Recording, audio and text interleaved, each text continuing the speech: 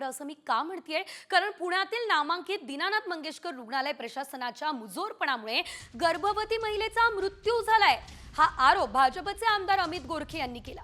उपचारासाठी रुग्णालयानं महिलेच्या कुटुंबाकडे तब्बल 10 लाखांची मागणी केलेली आहे। हा आरोपही गोरखेंचा आहे। त्यामुळे दुसऱ्या रुग्णालयामध्ये नेत असताना या महिलेचा मृत्यू झाला असं गोरखे यांनी म्हटलेलं आहे। नेमकं काय घडलेलं होतं सविस्तर जाणून घेऊयात ग्राफिक्सच्या माध्यमातून।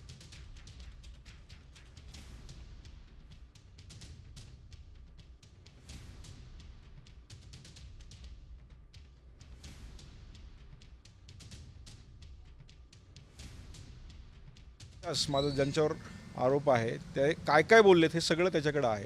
तुम्ही CDR तपासा अशी मी मागणी आता या ठिकाणी केली आहे। माननीय मुख्यमंत्री, माननीय आरोग्यमंत्री यांच्याशीही मी बोलतोय, त्यांनाही मी सगळी परिस्थिती सांगितली आहे। त्यामुळे मी या गोष्टीवर आम्ही सर्व ठाम आहोत।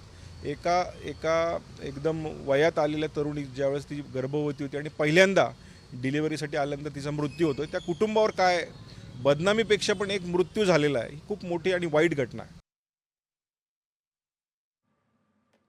या संदर्भात डॉक्टरांचं नेमकं काय म्हणणं आहे ते देखील आपण बघूयात। दीनानाथ मंगेशकर हॉस्पिटल या पूर्ण प्रकरणाची केसची माहिती घेऊन शासनाकडे त्यांचा संपूर्ण अहवाल चौकशीसाठी पाठवणार आहे। आत्ता जे माध्यमातून जे समोर आलेलं आहे ते पूर्णपणे अर्धवट आलेलं आहे। यातनं फक्त दीनानाथ रुग्णालयाची फक्त बदनामीच होत आहे। तर आपण बघितलं रुग्णालयाचा हलगर्जीपणा समोर आला। जरी डॉक्टरांनी या संदर्भात प्रतिक्रिया दिली असली तरी देखील या महिलेच्या मृत्यूला जबाबदार कोण हा सवाल आहे।